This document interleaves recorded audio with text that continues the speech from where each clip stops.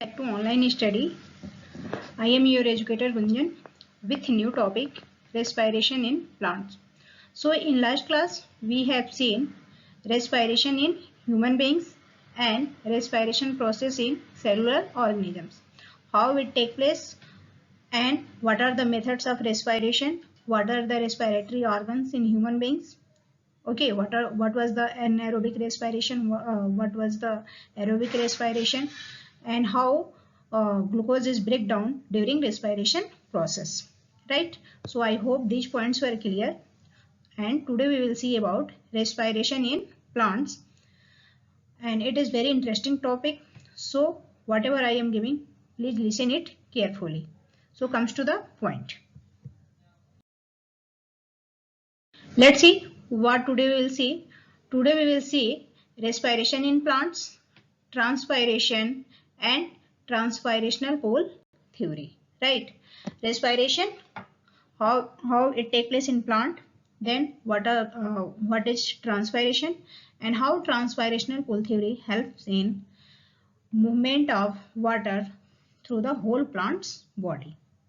Okay, so you can see in daytime plant are capable to food synthesis, and in night time they are respire.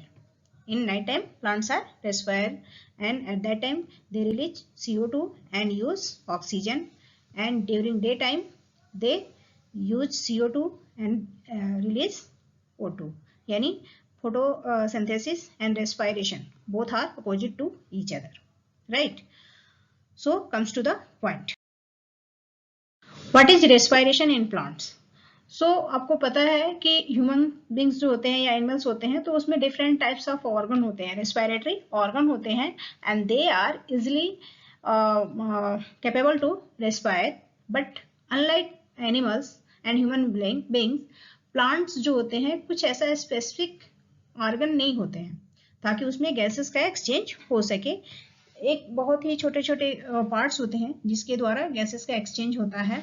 जैसे आपने lips देखा होगा, lips में photosynthesis भी होता है, लेकिन लिप्स में ही रेस्पिरेशन प्रोसेस होता है, और वो कहाँ होता है? स्टोमेटा में, राइट? और स्टोमेटा क्या है? It is present in the chloroplast, right? So उसमें जो होता है, जो रेस्पिरेशन प्रोसेस प्लांट में होता है वो कहाँ होता है? स्टोमेटा में होता है, स्टोमेटा में होता है, और it is present in lips and chloroplast and lenticels that is present in the stem, which are involved in the exchange of gases.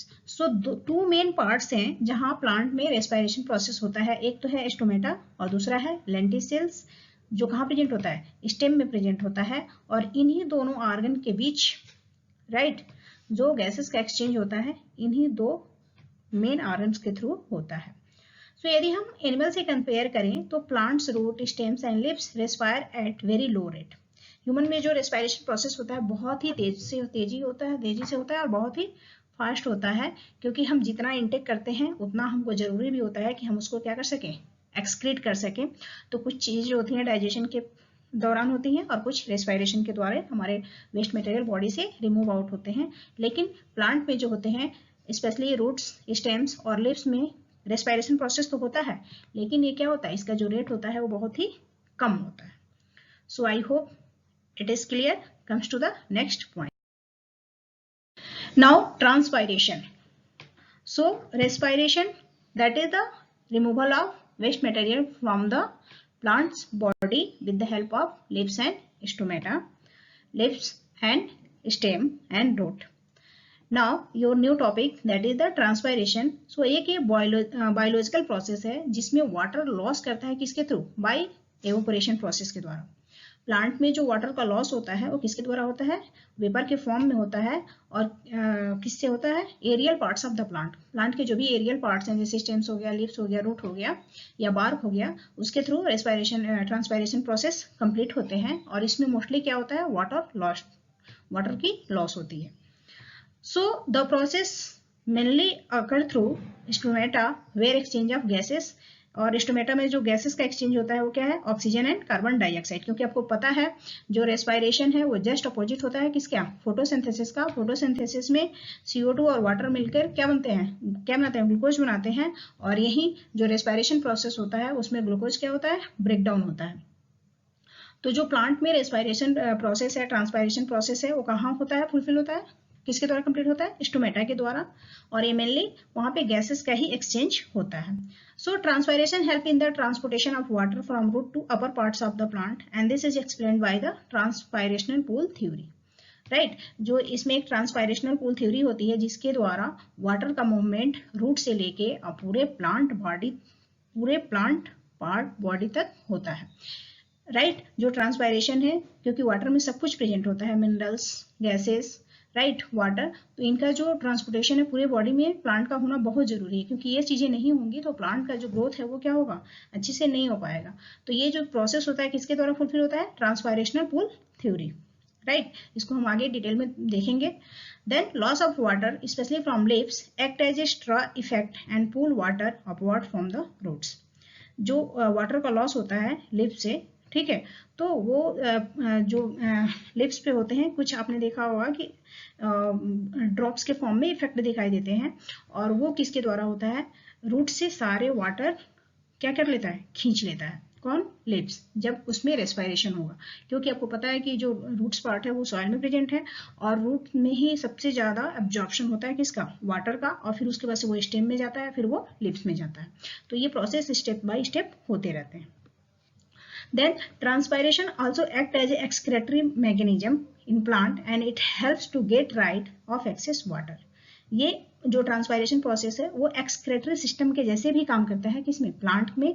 और क्योंकि चाहे थोड़ा सा वाटर का रेस्पिरेशन हो या ज्यादा हो, लेकिन जो रेस्पिरेशन प्रोसेस है वो प्लांट के केस में भी बहुत इंपॉर्टेंट है और एनिमल के केस में भी बहुत इंपॉर्टेंट है. इससे आपकी जो बॉडी का मेटाबॉलिक एक्टिविटीज है या प्लांट का जो बॉडी का मेटाबॉलिक एक्टिविटीज है वो क्या रहता है, बैलेंस होता है. तो उसके लिए एक्सक्रेटरी सिस्टम का होना बहुत जरूरी है. So I hope this points are clear. Comes to the next. जब ट्रांसपायरेशन प्रोसेस होता है तो 90% of water that enters the leaves is lost out of stomata through the transpiration. जो भी 90% तक वाटर का लॉस हो जाता है ट्रांसपायरेशन प्रोसेस के द्वारा. कहाँ, लिप्स में, क्योंकि वाटर तो नीचे से आ रहा है, नीचे से आते आते आते आते मूव करते करते मान लो 10% का भी यदि हम डिफरेंसेस काउंट करते हैं तो बहुत हुआ, लिप तक पहुंचने में काफी वाटर क्या हो जाता है, लॉस हो जाता है. और ये किसके द्वारा होता है, ट्रांसपायरेशन के द्वारा होता है. However water transported 100 mm up without muscles. Right, जो वाटर जो है वो 100 mm तक बिना मसल्स के द्वारा ट्रांसपोर्ट होता है. इसमें दो फोर्सेस काम करती हैं, एक तो पॉजिटिव प्रेशर होगा और दूसरा नेगेटिव प्रेशर होगा. इसमें 2 फोर्स वर्क करते हैं, एक तो पॉजिटिव और दूसरा नेगेटिव. जो पॉजिटिव होता है तो वो वाटर को रूट से लिफ की तरफ ले जाता है, so that is the positive. और कभी कभी होता है कि लिफ से वाटर नीचे की तरफ से आते हैं ट्रांसपेरेशनल पूल के द्वारा, तो उसको हम कहते हैं नेगेटिव प्रेशर या नेगेटिव फोर्स. तो जो वाटर का मूवमेंट होता है टू वेज में होता है, लेकिन जो रूट टू सूट होता है वो ज्यादा होता है, एंड सूट टू जो रूट होता है वो बहुत ही कम होता है, बहुत ही रेयर होता है.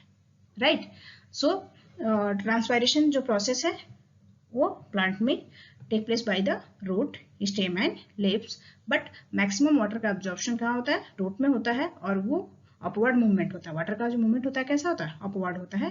राइट, जब वही लिप से रूट की तरफ आएगा तो that is the downward movement. So I hope this points are clear. Comes to the next. Let's see what is the transpirational pool theory. So it is a biological process in which the force of pulling is produced inside the xylem. Right, आप diagram में देख भी सकते हो कि जो root है, root में आपको जाइलम और फ्लोएम प्रेजेंट होते हैं. कहाँ, वस्कुलर बंडल में. और वो जो वस्कुलर बंडल होते हैं, वो जो जाइलम है वाटर का ट्रांसपोर्ट करता है, और जो फ्लोएम है वो फूड का ट्रांसपोर्ट करता है. राइट, तो ये रूट से स्टेम से फिर लिफ में ये क्या करते हैं, मूव करते रहते हैं. सो ये किसके द्वारा होता है, ट्रांसपायरेशनल पूल थ्योरी के द्वारा होता है. और ये ट्रांसपायरेशनल पूल थ्योरी जो होती है जाइलम के अंदर प्रेशर देती है, फोर्स देती है, ताकि वाटर क्या कर सके, नीचे से ऊपर की तरफ मूव कर सके. So this force help in the upward movement of water into the xylem vessels. अभी मैंने बोला कि जो वाटर का मूवमेंट होता है वो डाउनवर्ड नहीं होता है, ना कि वो क्या होता है, अपवर्ड होता है. You can see here. In this process loss of water in the form of vapour through the lips are observed. आप आसानी से देख सकते हो कि कभी कभी आपने देखा होगा गर्मी के दिनों में और ऐसे भी रेस्पिरेशन होता है। तो जो लिप्स होते हैं वो थोड़ा सा क्या होते हैं, वेटेड होते हैं। जो लिप्स होते हैं वो उसमें क्या होते हैं, वेटेड होते हैं, और वो किसके द्वारा होता है, वेपर्स के द्वारा होता है। So this is the transpirational pull theory in which water pulled upward into the xylem vessels. Xylem vessels के द्वारा जो वाटर होते हैं रूट से स्टेम, स्टेम से लीफ की तरफ मूव करते हैं। So I hope this points are clear. Comes to the next point.